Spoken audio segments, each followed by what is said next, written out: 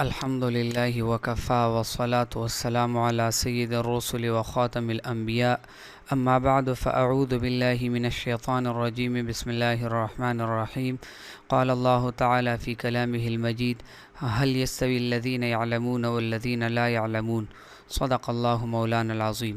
معزز ساتھیوں، اس سے پہلے ہم نے 9 لیکچرز پڑھے تھے اور آج ہم 10واں لیکچر آپ کے سامنے رکھ رہے ہیں۔ تو پہلے اسباق میں ہم نے صفات عارضہ کی کچھ حالتیں بیان کی تھی۔ اب آتے ہیں 5ویں قسم میم ساکن کے قاعدے کی طرف۔ تو دیکھیں میم ساکن کی 3 حالتیں ہیں۔ پہلی حالت ہے ادغام۔ ادغام کا مطلب یہ ہے کہ میم ساکن کے بعد اگر دوسری میم آئے تو ایسی صورت میں دونوں کے ایک ساتھ غنہ کرتے ہوئے شد کے ساتھ پڑھیں گے۔ جیسے اس مثال میں آپ دیکھ لیں وَلَكُمْ مَا كَسَبْتُمْ، یہاں میم ساکن کے بعد دوسری میم آئی ہے، لہٰذا ان دونوں میم کو غنہ کرتے ہوئے یعنی اس میم کو دوسرے میم میں گھسا کر اس دوسری میم کے اوپر شد لاتے ہوئے اس کو پڑھیں گے تو وَلَكُمْ مَا كَسَبْتُمْ، لیکن اس کے اندر غنہ بھی ہوگا تو پڑھیں گے وَلَكُمْ مَا كَسَبْتُمْ۔ دوسری حالت ہے اخفا، یعنی اگر میم ساکن کے بعد با آئے تو ایسی صورت میں غنہ کرتے ہوئے ہونٹوں کی نرمی سے اس میم کو ادا کریں گے۔ جیسے یعتصم باللہ، تو یہاں میم ساکن کے بعد با آیا ہے، ایسی صورت میں میم کو ہونٹوں کی نرمی سے ادا کرتے ہوئے اس میں غنہ کریں گے، یعتصم باللہ۔ تیسری حالت اظہار کی ہے، تو اظہار کا مطلب یہ ہے کہ میم ساکن کے بعد اگر میم اور با کے علاوہ حروف تہجی میں سے کوئی اور حرف آئے تو ایسی صورت میں اس میم میں اظہار ہوگا، یعنی اس میں غنہ وغیرہ نہیں ہوگا، خیشوم تک آواز نہیں چلی جائے گی، بالکل ظاہر کر کے اس میم کو پڑھی جائے گی۔ جیسے انعمتا، تو یہاں میم ساکن کے بعد تا ہے، تا یعنی غنہ نہیں کریں گے بلکہ اظہار انعمتا۔ چھٹے قسم حمزہ کی طرف آتے ہیں۔ حمزہ کی 2 قسمیں ہیں، ایک ہے حمزہ قطعی اور دوسری قسم ہے حمزہ وصلی۔ حمزہ قطعی کا مطلب کیا ہے؟ حمزہ قطعی وہ ہوتا ہے جو ہر حال میں پڑھا جاتا ہو، کبھی بھی یہ حذف نہیں کیا جاتا ہو۔ جیسے آپ ان 3 مثالوں کو دیکھ لیں، اطغیتہ، القیا، اخرجا، تو ان میں سے جو ابتدا میں حمزہ ہے اس حمزہ کو ہر حال میں باقی پڑھا جاتا ہے اور اس کو حذف نہیں کیا جاتا، یعنی اگر یہ کلام اور جملے کے ابتدا میں آئے یا درمیان میں آئے یا تو دونوں صورتوں میں اس کو حذف نہیں کیا جاتا۔ تو چونکہ اس کو ہر حال میں پڑھا جاتا ہے اس لیے اس کو حمزہ قطعی کہتے ہیں۔ دوسری قسم حمزہ وصلی ہے۔ حمزہ وصلی کا مطلب یہ ہے کہ وہ حمزہ جو کلام کے درمیان میں آئے، کلام اور جملے کے درمیان میں آئے تو ایسی صورت میں وہ حمزہ پڑھا نہیں جاتا بلکہ اس کو حذف کیا جاتا ہے۔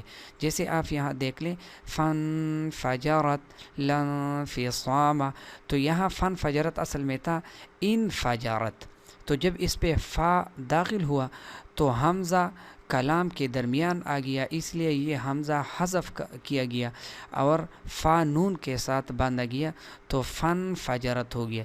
اسی طرح لن فصام اصل میں تھا لا انفصام، تو انفصام یہ حمزہ وصلی ہے، کیونکہ جب یہ حمزہ کلام کے درمیان اور جملے کے درمیان میں آ گیا یعنی لا اس پر داخل ہو گیا تو یہ حمزہ وصلی گر کر لام نون کے ساتھ باندھا گیا۔ لا انفصام نہیں پڑھا جاتا بلکہ لن فصام پڑھا جاتا ہے۔ 7ویں قسم الف لام ہے۔ الف لام کی دیکھیں، الف لام کی 2 قسمیں ہیں، ایک ہے اظہار اور ایک ہے ادغام۔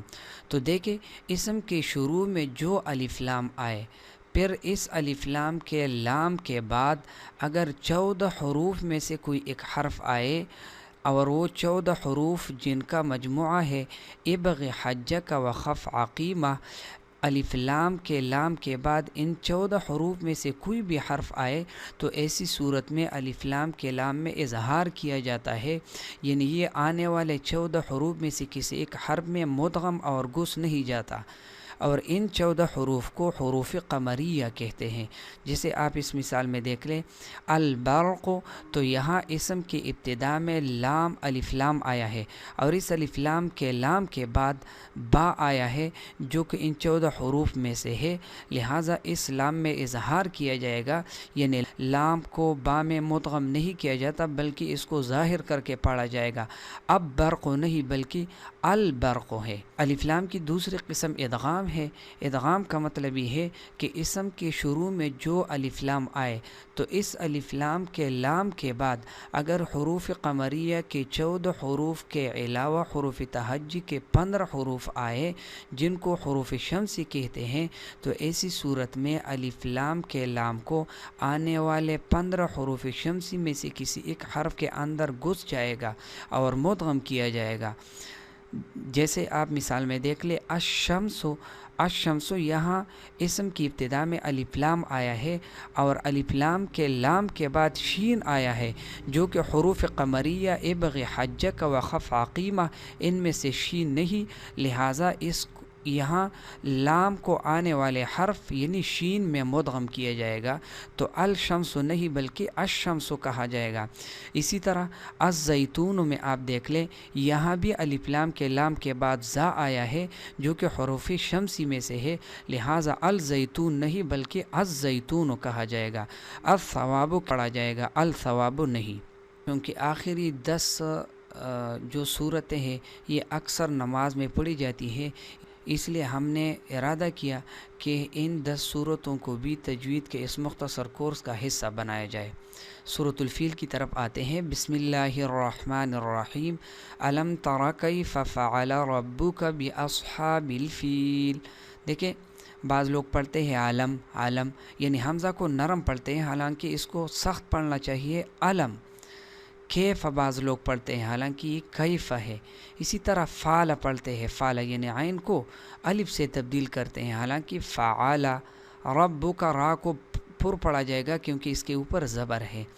باصحاب الفیل بعض پڑھتے ہیں یعنی حمزہ کو بالکل ظاہر کر کے نہیں پڑھتے، باصحاب الفیل نہیں بلکہ باصحاب الفیل پڑھتے ہیں، حالانکہ یہ غلط ہے.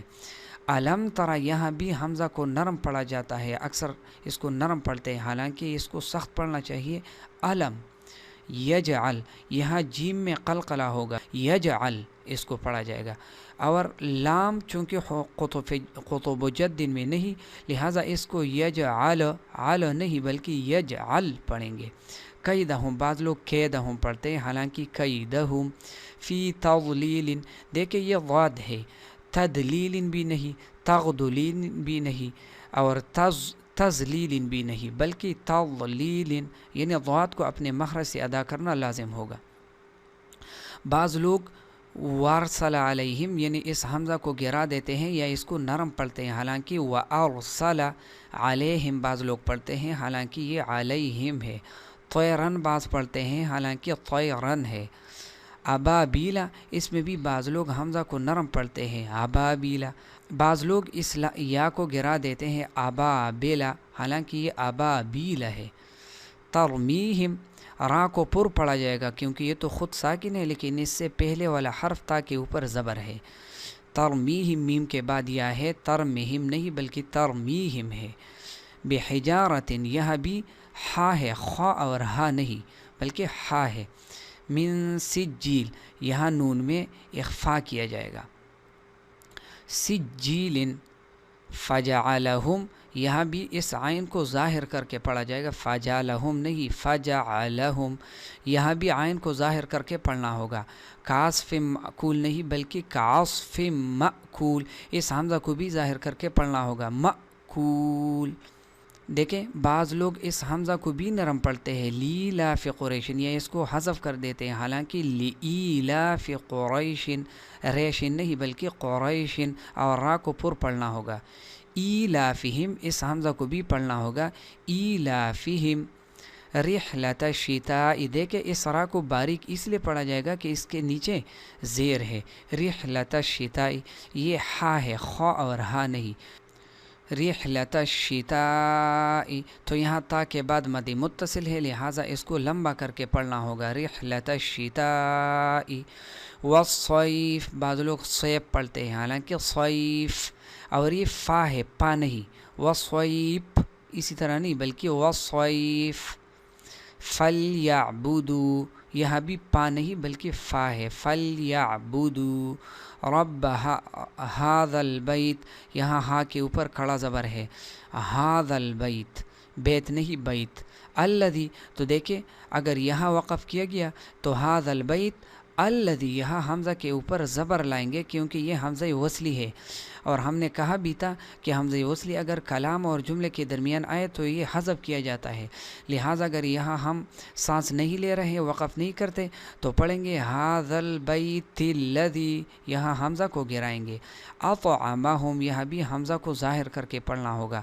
اور عین کو بھی ظاہر کر کے پڑھنا ہوگا، اطعمہم من جوع، من جوع، وآمنہم، حمزہ کو ظاہر کر کے پڑھنا ہوگا، آمنہم من خوف، ارائیت الذی، بعض لوگ ارائیت الذی، ارائیت الذی، یعنی اس حمزہ کو بالکل نرمی کے ساتھ پڑھتے ہیں، حالانکہ حمزہ کو سخت پڑھنا چاہیے، ارائیت الذی یکذب، دیکھیں یکذب یہ زا نہیں، الذی یہ زا نہیں بلکہ ذال ہے، یکذب بالدین، اور یکذب نہیں، یکذب بالدین، فذلک الذی، یہاں بھی ذال ہے، یدعو الیتیم، بعض لوگ عین کے اوپر شد نہیں پڑھتے ہیں، یدعو الیتیم پڑھتے ہیں، حالانکہ یدعو الیتیم، بعض لوگ اس ہا کی جگہ خوا پڑھتے ہیں، یخض، تو اور ضاد کو بھی غلط پڑھتے ہیں، یخض یا یخض یا یخوض، اسی طرح پڑھتے ہیں، علا، اس عین کو بھی ظاہر کر کے پڑھنا ہوگا، طعامل، اس میں بھی عین کو ظاہر کر کے پڑھنا ہوگا، تو دیکھیں عین اور حمزہ ہم اکثر چھپا دیتے ہیں، اکثر یہ غلطی ہم کرتے رہتے ہیں، لہٰذا اس کی طرف دھیان رکھنا چاہیے، طعام المسکین، فویل للمصلین، ویل نہیں فویل للمصلین، دیکھیں یہ صاد ہے، مصلین نہیں، سین اور واو نہیں بلکہ مصلین، الذین هم عن صلاتهم، یہاں بھی صاد ہے، سین اور واو نہیں صاد ہے، صلاتهم ساہون، الذین هم یراؤون، بعض لوگ اس حمزہ کی جگہ واو پڑھتے ہیں، یراؤون، حالانکہ یراؤون، ویمنعون الماعون، یہاں بھی لوگ عین کو نرم پڑھتے ہیں، حالانکہ ویمنعون الماعون، روانگی سے پڑھتے ہیں، بسم اللہ الرحمن الرحیم، الم تر کیف فعل ربک باصحاب الفیل، الم یجعل کیدہم فی تضلیل، وارسل علیہم طیرا ابابیل، ترمیہم بحجارۃ من سجیل، فجعلہم کعصف مأکول، بسم اللہ الرحمن الرحیم، لإیلاف قریش ایلافہم رحلة الشتاء والصیف، فلیعبدوا رب ھذا البیت الذی اطعمہم من جوع وآمنہم من خوف، بسم اللہ الرحمن الرحیم، ارأیت الذی یکذب بالدین، فذلک الذی یدعو الیتیم، ولا یحض علی طعام المسکین،